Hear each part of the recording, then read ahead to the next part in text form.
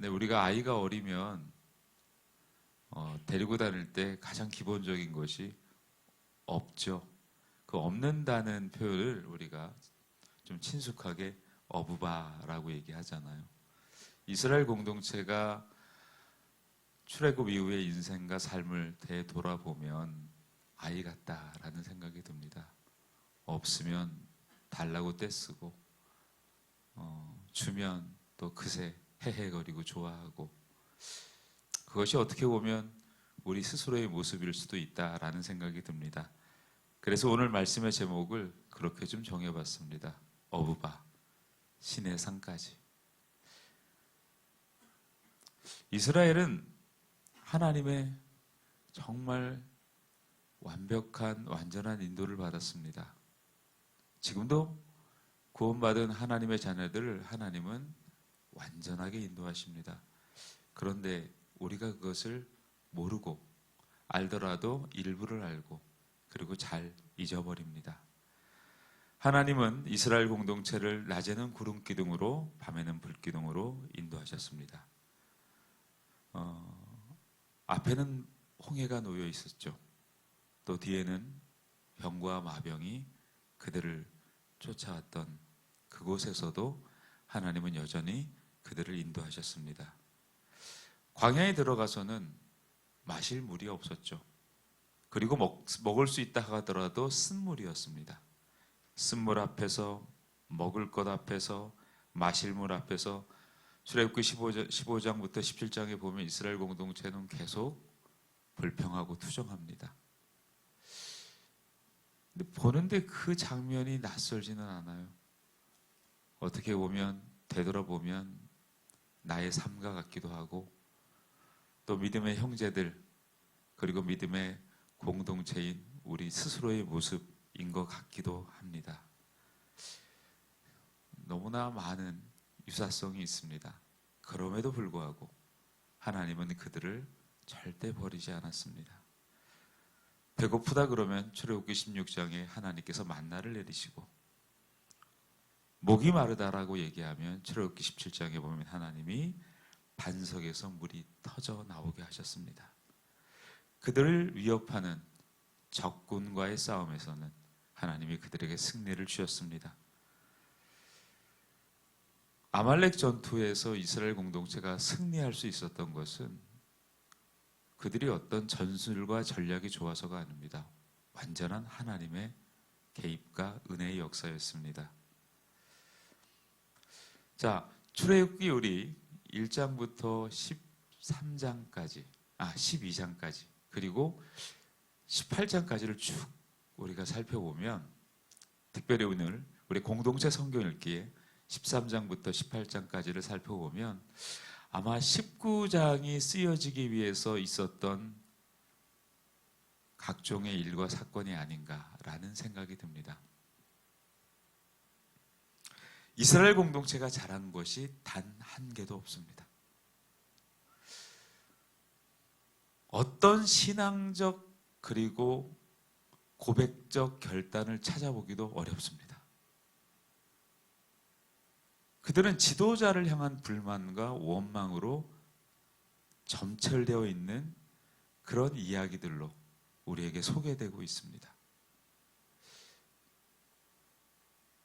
읽다 보면 어떻게 이렇게 시차가, 간극이 이렇게 좁을 수 있을까? 우리가 옛말에 원수는 돌에 새기고 은혜는 물에 새긴다는 말이 있죠. 적절할지 모르겠지만 하나님의 은혜를 그렇게 흘러가는 물 위에 새기는, 그리고 자신들의 현실은 바위에 선명하게 새기는 그런 이스라엘 공동체의 모습을 보며 아마 그게 나의 모습이 아닌가라는 생각도 합니다. 아니면 함께 예배하는 우리 성도님들의 모습일 수도 있겠습니다. 그런 이스라엘 공동체를 하나님은 언약을 선포하시고 그들을 거룩하게 하시고 구별되어서 제사장의 나라로 이제 삼으시는 장엄한 역사의 사건이 19장에 나옵니다. 그런데 하나님은 그들을 어떻게 인도하셨다라고 말씀하고 있냐면 19장 4절에 독수리 날개로 업어 너희를 내게로 인도하였습니다 라고 말씀하고 있습니다. 오늘 설교의 주제에 맞춰서 이야기한다면 우리를 업어봐 하고 업어서 옮기신 거예요. 그러니까 출애굽기 13장부터 18장까지의 그 수없는 사건과 기적을 되돌아보면 이스라엘 공동체가 잘한 게 한 개도 없고 이스라엘 공동체가 나아진 것도 하나도 없습니다. 하나님이 업어서 그들을 이끌어내신 거죠. 독수리가 자신의 새끼가 날기 위한 훈련, 그것을 하기 위해서 일부러 둥지에서 떨어뜨립니다. 그런데 못 날면 어떻게 할까요? 내버려 둘까요? 그렇지 않아요. 본인의 독수리의 등을 자신의 새끼 아래에 두서 안전하게 보호합니다. 그래서 아마 이런 표현이 나온 것 같습니다. 독수리 날개로 업어. 오늘 우리는 시내산까지 하나님께서 이스라엘 공동체를 어떻게 인도하시는지를 보게 되었습니다. 자, 그래서 우리는 항상 봐야 될 게 내가 한 일이 아닙니다. 하나님께서 어떻게 먼저 행하셨는가, 이게 중요합니다. 우리는 간혹 신앙적 갈등과 그리고 때로는 나 잘났다 하고 권면한다는 식으로 얘기할 때 착각하는 게 있어요. 내가 어떤 신앙적 행위를 잘 했는가를 선행합니다. 그것은 그렇게 건강한 신앙적 태도는 아니라고 생각합니다. 우리가 성경을 들여다보면 항상 성경은 결과적으로 어떤 이야기를 하십니까? 하나님께서 무엇을 우리에게 먼저 행하셨느냐. 이스라엘 공동체의 출애굽의 여정 가운데 하나님이 얼마나 이들을 배려하셨냐면 블레셋으로 가는, 그쪽으로 가는 길이 더 가까운데도 이들의 연약함을 아시고 하나님이 다른 길로 인도하셨어요. 홍해 앞에서 백성은 바로의 병거를 보고 원망하죠. 출애굽기 14장 11절과 11절에 보면. 그런데 하나님 그들을 어떻게 인도하셨습니까? 바다에 길을 내시고 그 원수를 꺾어버리셨습니다. 그것이 오늘 본문에 내가 독수리 날개로 업어 너희를 내게로 인도하였다 라고 하신 말씀으로 다 정리되는 거예요. 그러니까 이스라엘 공동체가 한 게 하나도 없어요. 그러니까 바울은 구약 성경을 너무나 잘 아는 분이죠. 그 바울이 뭐라고 고백했습니까? 나의 나된 것은 하나님의 은혜다. 그러니까 여러분들이 잊지 마셔야 될 게 있어요. 잘 하셨어도 잘 못하셨어도 잘 못한 것처럼 보여도 잘한 것처럼 보여도 그게 다 누구의 은혜라고요? 하나님의 은혜다. 그 기준 아래에서 여러분들이 길을 잃어버리시면 안 돼요. 그러니까 잘한다라고 그러면 어떻게 됩니까? 으쓱해지거나 아니면 상대를 낮춰보잖아요. 못한다라고 느끼면 어떻게 됩니까? 움츠리잖아요. 우리가 잘한 게 없어요. 여러분 우리 신의 악단을 보셨잖아요. 마지막 아버지 저 잘했지요 라고 얘기하는 그 고백이 아름다운 거지 잘한 게 뭐가 있어요?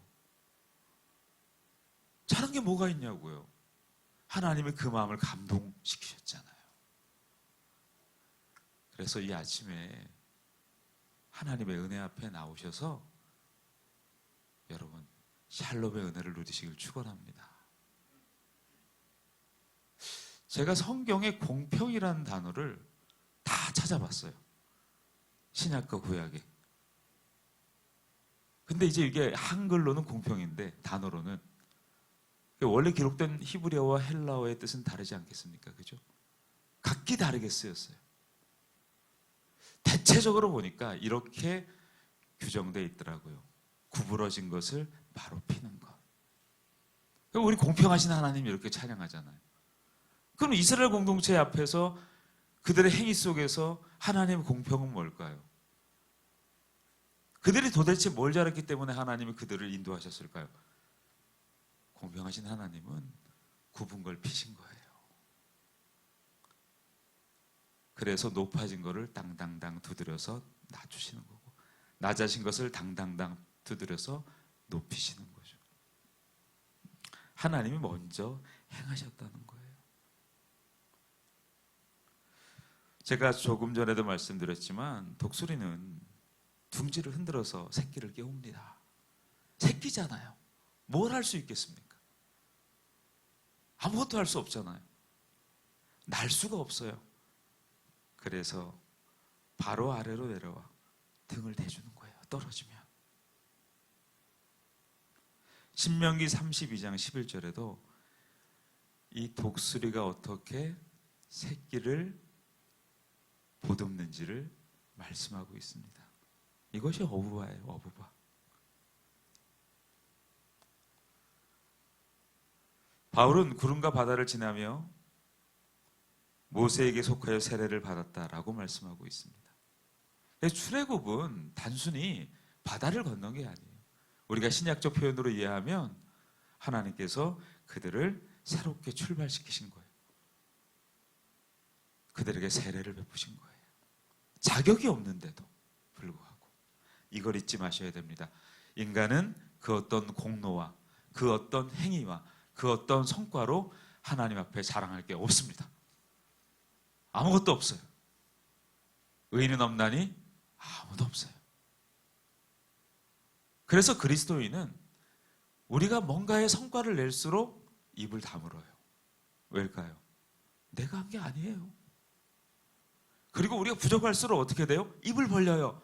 주님 도와주십시오라고. 그게 공평이에요. 여러분, 그 이스라엘의 출애굽의 여정을 우리가 13장부터 쭉 읽어나가지 않습니까? 원망이 일상이에요. 맨날 원하고 맨날 원망해요. 주면 헤헤거리고 또 사라지면 원망하고. 그런데 놀라운 것은 하나님의 은혜는 끊어지지 않아요. 이게 놀라운 일이 아닙니까? 끊기지가 않아요. 출애굽기 15장 22절 이하를 보면 마라에서 쓴물을 보고 불평하고, 또 출애굽기 16장에 보면 먹을 것이 없다라고 불평하고, 또 출애굽기 17장에 보면 르비딤에서 마실 물이 없다라고 또 원망합니다. 오죽하면 그곳의 이름을 하나님이 마사, 시험함, 무리바, 다툼. 그러니까 그들이 항상 어떻게 살았다는 거예요? 시험에 걸려 넘어지고 서로 다투고. 여러분, 인간에게 있어서 질투는 역사예요. 남 잘 되면 그렇게 불편해요. 나보다 좀 나아 보이면 그렇게 힘들어요. 못됐죠. 그게 이스라엘 공동체를 통한 우리 스스로의 자화상 아닙니까? 그럼에도 불구하고 하나님이 어여쁘게 여겨주신다. 어부바 하는 거죠. 아이들 키워본 분들은 다 알아요. 그렇게 말 안 듣고 고집 부리고 걸어가다 힘들면 부모가 등을 대주잖아요. 어부바. 그리고 짐으로 간 게 아니에요. 그 등에 업혀서 공간과 시간을 넘어가죠. 그리고 나면 뭐라 그래요? 자기가 온 것처럼 으스대잖아요. 그것도 주님이 또 예쁘대요. 그러니까 우리 주님은 스스로 콩깍지가 씌이신 거지. 우리에게도 그럽니다. 야, 너희들도 좀 씌어라. 씌어서 너희들도 서로를 그렇게 보고 나보다 남을 낮게 여기고, 그리고 저 죽어가는 영혼들에게도 그렇게 봐줘라 좀. 니들 잘한 거 하나도 없지 않냐? 뭘 그렇게 잘했다라고 얘기를 하냐라는 말씀인 것 같습니다. 원망은 계속되어도 은혜는 사라지지 않습니다. 놀라운 일이죠. 만나와 메추라기를 먹이시고 반석에서 물을 내려주시고 아말렉과의 전투에서도 승리를 주시고 여호와 니시. 왜냐하면 하나님은 이스라엘 공동체 우리를 불러내신 이유는 조건을 충족한 자로 부르신 게 아니에요. 은혜로 붙드신 거예요. 예수님은 요한복음 6장 35절에 이렇게 말씀하셨습니다. 내가 곧 생명의 떡이니. 이스라엘 공동체가 그토록 많은 시간 동안에 죽지 않고 살았던 것은 하나님의 은혜였습니다. 무엇을 말씀하려고? 이제 장차 오실 그리스도, 그리고 이미 오신 그리스도, 저와 여러분 가운데 내주하신 그리스도는 생명의 떡이라는 겁니다. 우리는 그거 먹고 사는 거지 우리가 잘났다 하고 사는 거 아닙니다. 여러분 앞으로 하나님이 어떤 은혜와 응답을 주시더라도 자고하지 마시고, 부족하고 넘어지더라도 낙담하지 마십시오. 우리는 조건으로 충족되어서 부르심 받은 존재가 아니에요. 그냥 하나님께서 그냥 칭의하신 거예요. 덮어주신 거예요. 광야에서 그들을 살리신 하나님이 결국 그리스도 안에서 우리를 살리신 겁니다.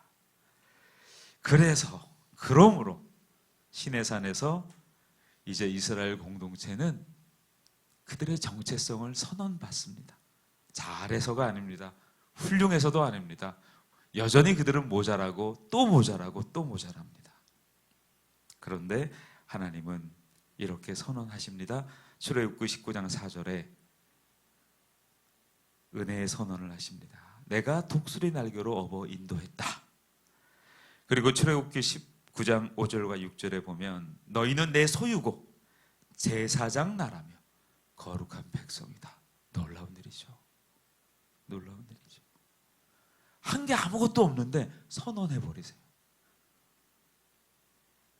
여러분 아이를 키울 때 아이가 예쁘기만 합니까? 근데 부모가 선언해버리잖아요. 뱃속에 있을 때 태명을 정해버리잖아요. 아이의 의사는 상관이 없어요. 예쁘다라고 복덩이라고 해버리잖아요. 그게 창세기 12장 말씀 아닙니까? 아브라함 보고 너는 복덩이다. 율법은 구원받기 위한 조건이 아닙니다. 구원받은 백성이 그 정체성에 합당하게 살아가는 방법과 길입니다. 이 순서를 바꿔버리면 여러분들 안 됩니다. 성경을 부지런히 읽으십시오. 열심히 읽으십시오. 그를 통하여 하나님의 뜻과 계획을 알아야 됩니다. 그렇기 때문에 보상으로 우리에게 뭔가 주어지는 게 아니에요. 하나님의 은혜가 우리에게 임했기 때문에 우리가 그 말씀을 통해서 우리의 심령이 새롭게 돼요. 교훈과 책망과 바르게 함과 의로 교육하기에 합당하도록 우리가 살아가며 구원에 이르는 지혜를 우리가 향유하고 누리게 되는 것입니다. 우리에게 주어진 율법은 우리 죄를 드러내어 중보자가 얼마나 필요한지를 가르칩니다. 모세가 완전했습니까? 아니죠. 그 모세를 통해 결국 완전하신 중보자인 그리스도, 그분을 알게 되는 겁니다. 갈라디아서 3장 24절에 그리스도께 인도하는 초등교사다라고 말씀하고 있습니다. 히브리서 12장은 신의 산과 새 언약의 산을 대비합니다. 12장 18절부터 24절에 보면 신의 산은 두려움과 불과 우레였다라고 얘기합니다. 그러나 새 언약의 산, 히브리서 12장 24절은 이렇게 말씀하고 있습니다. 새 언약의 중재자이신 예수와 그가 뿌리신 피 앞에 나왔습니다. 그 피는 아벨의 피보다 더 훌륭하다라고 말해줍니다. 하나님과 사람 사이의 중보도 오직 한 분이신 예수 그리스도밖에 없습니다. 그것을 구약성경 출애굽기 19장은 말씀하고 있는 거예요. 출애굽기 19장을 통해서 제사장 나라, 거룩한 백성, 이것은 이제 오늘날 교회로 이어집니다. 너희는 택하신 족속이요 왕 같은 제사장들이요 거룩한 나라요. 베드로전서 2장 9절에 이렇게 말씀하고 있습니다. 신의 산 언약은 그리스도 안에서 성취된 교회의 정체성이며 그 뿌리가 됩니다.